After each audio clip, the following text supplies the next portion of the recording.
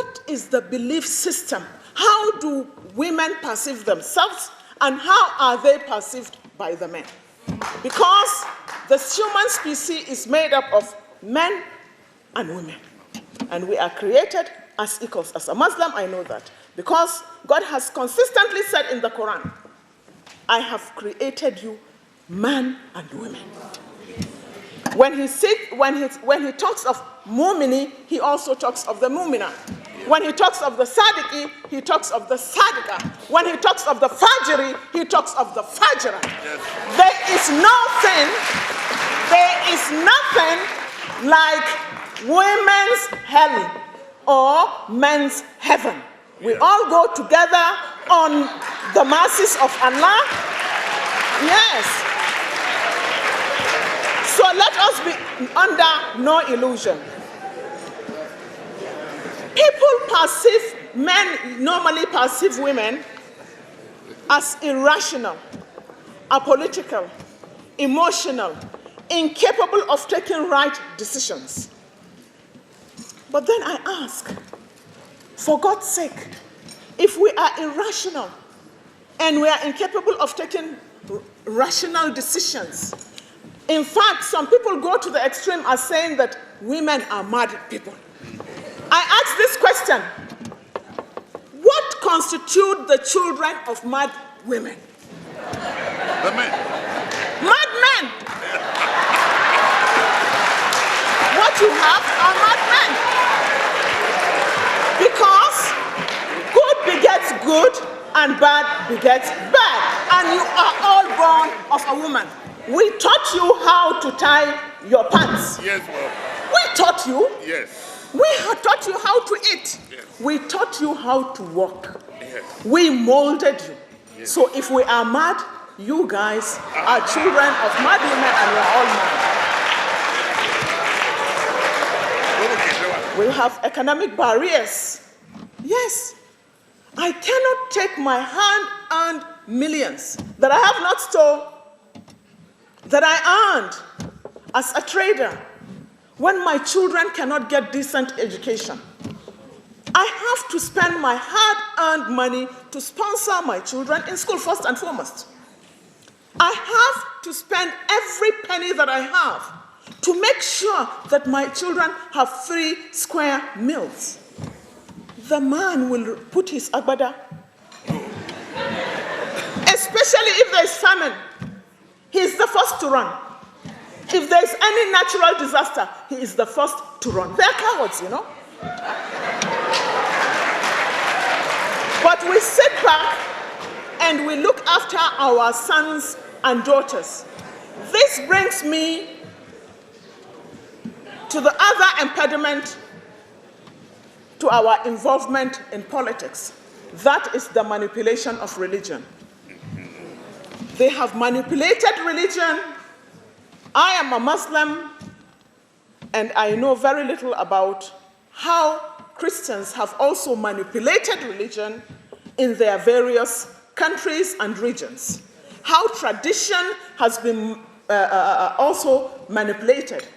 But I want to tell you, in northern Nigeria today, that even when they talk of the Sharia, it's a woman's Sharia.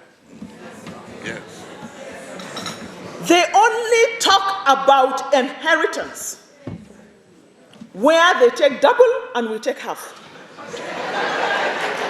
When they talk about Sharia and adultery, only the woman is a culprit. Who implanted the child is the man, but nobody even brings him to court. They say he has denied. So he has denied because you are carrying it. Maybe you impregnated yourself. That is it. And let me also tell you that in Islam, the first law ordained by Allah is on governance. The first law ordained on man is on governance. It's against exploitation of man by man. When God created the heavens and the earth, according to the Quran, he sat on his throne and he made the first law that he has denied himself the right to oppress. And he has denied his creatures to oppress and exploit one another. Did you ever hear them talking about stealing public?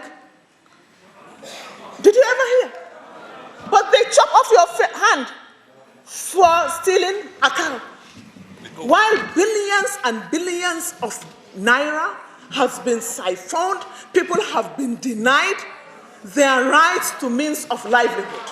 Women have persistently faced sexual molestation and intimidation.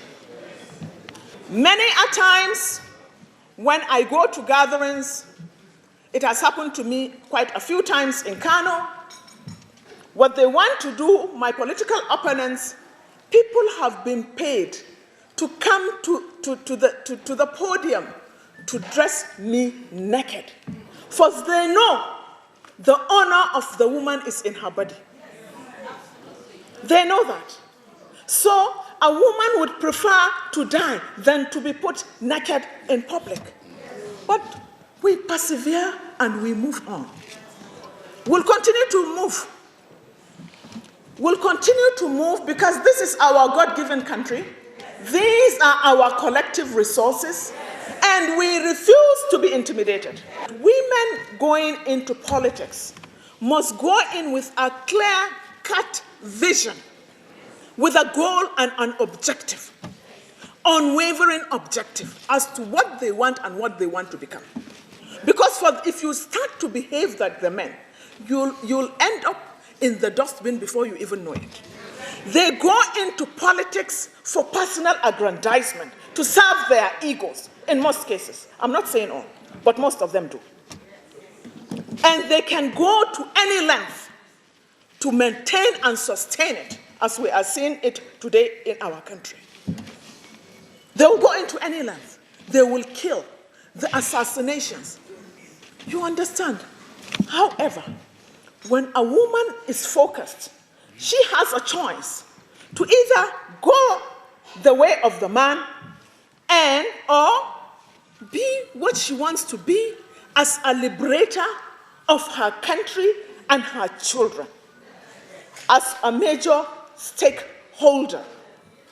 If you decide to be what the men are, then you see these women using, as they say, what I have to get what I need. I came home from Zaria, where I went to check my results, and I stopped by at my mother's place. And she said, baby, she calls me baby. Baby, have you been home? I said, no. She says, well, I heard that your house is on fire.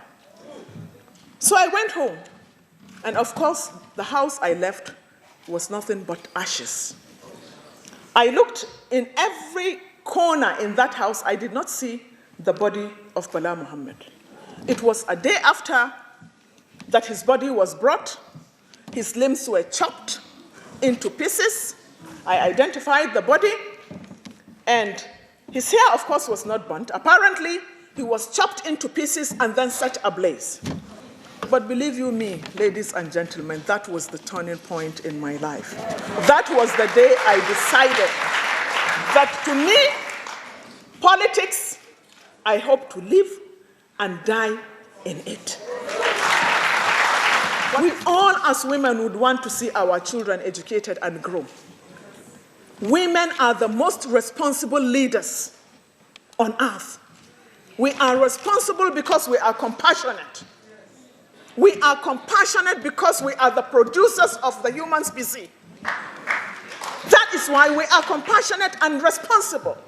You should not begin to see this as a weakness, but it is our strength.